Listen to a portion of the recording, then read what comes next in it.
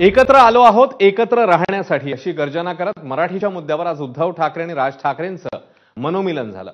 राज ठाकरे आणि उद्धव ठाकरेंचा विजय मेळावा आज अनेक अर्थांनी ऐतिहासिक ठरला। तब्बल 19 वर्षांनी राज ठाकरे आणि उद्धव ठाकरे पुन्हा एकदा एकाच व्यासपीठावर आले। वरळी डोम इथे झालेल्या भव्य दिव्य मेळाव्यात ठाकरे बंधूंनी एकत्र येत गळाभेट घेतली। एल्गार मराठीचा होता पण चर्चा होती ठाकरेंच्या मनोमिलनाची। राज आणि उद्धव ठाकरे या ठाकरे बंधूंच्या पुढच्या पिढीने म्हणजे अमित आणि आदित्य ठाकरेंनीही एकमेकांशी हस्तांदोलन करत एकत्र दिलेली पोज लक्षवेधी होती। दोघांनी एकत्र आणण्यासाठी बाळासाहेबांना जमलं नाही, मात्र अनेकांना जमलं नाही ते देवेंद्र फडणवीसांनी करून दाखवला असा टोला राज ठाकरेंनी आपल्या भाषणातून मारला। तर आमच्यातला अंतरपाठ अनाजी पंतांनी दूर केला असा टोला उद्धव ठाकरेंनी लगावलाय। अभूतपूर्व गर्दी झालेला राजकारणाची पुढची दिशा बदलण्याची ताकद असलेला हा मेळावा ठाकरे ब्रँडची ताकद राजकारणाला दाखवून गेलाय।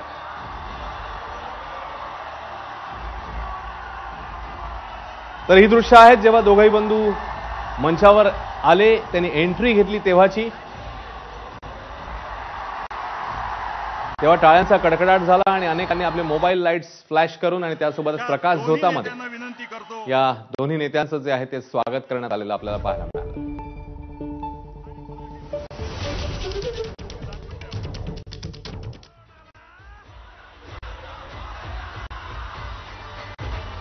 आणि हा तो क्षण ज्यावेळी हे दोघंही नेते दोन्ही बंधू एकत्र आले आणि उपस्थितांनी जोरदार टाळ्यांनी त्यांचं स्वागत केलं। टाळ्यांचा कडकडाट झाला आणि या दोघांनीही उपस्थितांना मग अभिवादन केलं।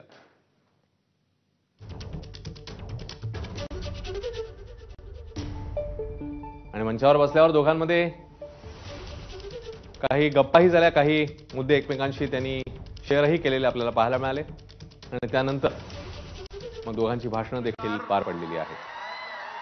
तर भाषणं झाल्यावर या दोघांची ही पुढची पिढी म्हणजेच आदित्य ठाकरे आणि अमित ठाकरे हे देखील एकत्र आले। अमित आणि आदित्य या दोघांनी एकत्र येऊन पोच दिली, एकमेकांना गळाभेट देखील दिली आणि यावेळी देखील उपस्थितांनी जोरदार टाळ्यांनी या दोघांचंही स्वागत केलं।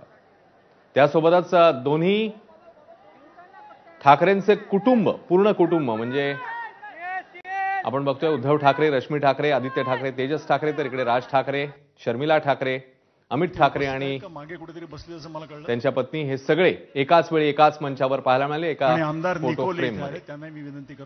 तर आजच्या या मराठीच्या मुद्द्यावर एकूणातच या सगळ्या भूमिकेवर पाठिंबा देणारे अन्य पक्षाचे नेते देखील ज्यांना राज ठाकरे यांनी उद्धव ठाकरेंचं भाषण झाल्यावर मग मंचावर बोलवलं, ज्याच्यामध्ये प्रकाश रेड्डी होते, ज्याच्यामध्ये जयंत पाटील शेकापचे होते, त्यासोबतच महादेव जानकर होते, राष्ट्रवादीच्या सुप्रिया सुळे होत्या, जितेंद्र आव्हाड होते, ही सगळी मंडळी ज्यांना राज ठाकरेंनी मग मंचावर बोलवलं त्यावेळची ही दृश्य।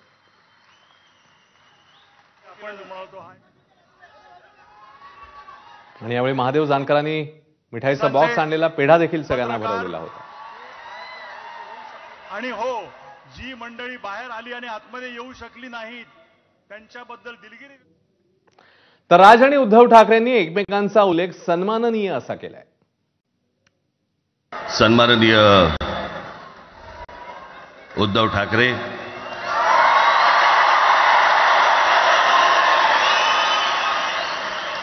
आणि माझ्या जमलेल्या सर्व तमाम मराठी बांधवांनो, भगिनींनो आणि मातांनो, बऱ्याच वर्षानंतर राज आणि माझी भेट व्यासपीठावरती झाली। आता पंचायत अशी आहे की त्यांनी मला सन्माननीय उद्धव ठाकरे असं बोललेलं आहे।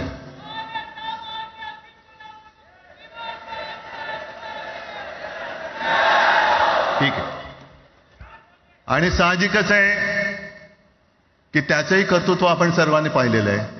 म्हणून माझ्या भाषणाची सुरुवात करताना सन्माननीय राज ठाकरे आणि जमलेल्या माझ्या तमाम मराठी हिंदू बांधवांनो, भगिनींनो आणि मातांनो,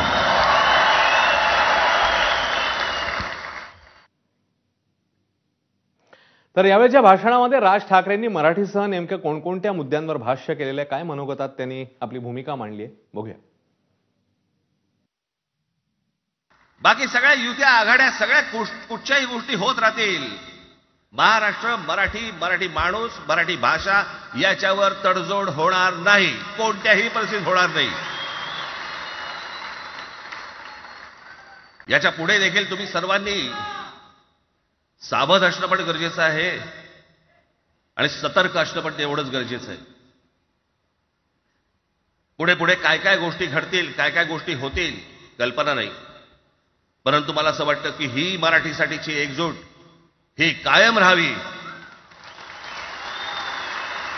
आणि महाराष्ट्रामध्ये माननीय बाळासाहेबांचं जे स्वप्न होतं ते पुन्हा साकारावं अशी एक आशा, अपेक्षा आणि इच्छा व्यक्त करतो. आणि कोणाला विचारायचं नाही, शिक्षण तज्ञांना काही विचारायचं नाही, कोणाला काही विचारायचं नाही. बस आमची सत्ता आहे, आमच्याकडे बहुमत आहे, आम्ही लादणार. तुमच्या हातात सत्ता असेल ती विधान भवनात, आमच्याकडे सत्ता आहे रस्त्यावर.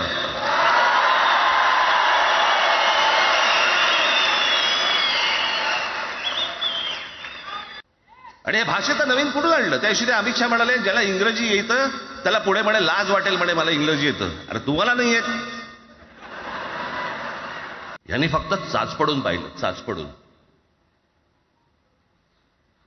मुंबई स्वतंत्र करता येते का याच्यासाठी अगोदर जरा थोडंसं भाषेला डिवचून बघू. महाराष्ट्र शांत राहिला तर पुढे ते पाऊल टाकू.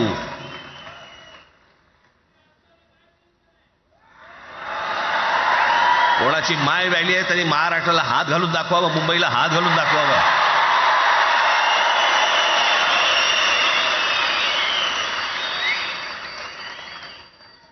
त्या मजाक वाटला काय? आम्ही शांत आहोत याचा अर्थ गांडू नाही आहोत.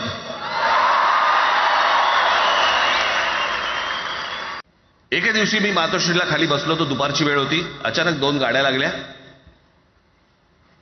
साधारणपणे 3:30-4 वगैरे वाजले असते. ते जरा वेळेला नाव विसरतो मी, पुण्याचं कोणतो जावडेकर, प्रकाश जावडेकर आणि काही मंडळी आली. मला म्हणाले राज बाळासाहेबांना अर्जंट भेटायचंय. म्हटलं आत्ता ते भेटणार नाही, म्हटलं ती त्यांची झोपायची वेळ आहे. नाही म्हणे अर्जंट आहे. म्हटलं नाही भेटणार. म्हटलं मी तुम्हाला सांगतो. म्हटलं काय विषय काय? म्हटलं मी बोलायचं काम करतो. म्हटलं काय विषय काय? आणि त्यांना सांगा मुख्यमंत्री पदाचा विषय झालेला आहे. म्हटलं अच्छा, अरे वा. म्हटलं काय झालं? सुरेशदादा जैन यांना दोन्ही बाजूने आम्ही ठरवलंय की त्यांना मुख्यमंत्री करायचं. एवढं फक्त बाळासाहेबांना सांगायचं. ठीक. मी वर गेलो. रूममध्ये काळोख, शांतता. आम्ही अरे तुरेमध्ये बोलायचो म्हणून मी हाक मारली. म्हटलं हे काका गाढ झोपले होते. म्हटलं काका उठ. ए काका उठ. बघितलं माझ्याकडे. काय रे? म्हटलं नाही ते सगळे खाली जावडेकर वगैरे सगळी मंडळी आलेत. म्हटलं बरं मग? नाही ते म्हणतात ते मुख्यमंत्री पदाचा विषय झालाय म्हणून. म्हटलं ते मला काय झालं? ते म्हणाले सुरेशदादा जैन यांना मुख्यमंत्री पदासाठी दोन्ही जणांनी सांगितलं की करायचं म्हणून. असं माझ्याकडे बघितलं त्यांनी. त्यांना जाऊन सांग महाराष्ट्राचा मुख्यमंत्री मराठीच होईल, दुसरा कोणी होणार नाही.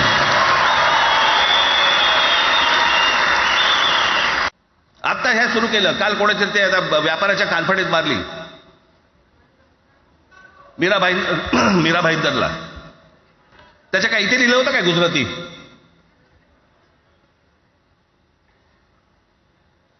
पण एवढंही आपल्याकडे काही जे चॅनलमध्ये मराठी नाही इतर चॅनलमध्ये हिंदी आणि याच्यात गुजराती माणसाला मारला. कुठच्या गुजराती माणसाला मारला? बाचाबाचीमध्ये समोरचा गुजराती निघाला, इकडचा मराठी निघाला. त्याच्यामध्ये काय गुजरात्यानं मारलं का? केवढे व्यापारी आहेत. अजून तर काहीच केलेलं नाही. अर्थात त्यांना मराठी आली पाहिजे याच्याबद्दल वाद नाही. विनाकारण उठसूट काय मारामारी करायची गरज नाही आणि मारायची गरज नाही. पण जर जास्ती नाटकं केली तर कानाखाली आवाज काढलाच पाहिजे तुम्ही. पण चूक त्यांची असली पाहिजे. तर यावेळी बोलताना उद्धव ठाकरेंनी भाजपवर जोरदार टीका केली, तसंच मराठी आणि अन्य मुद्द्यांवरही त्यांनी भाष्य केले.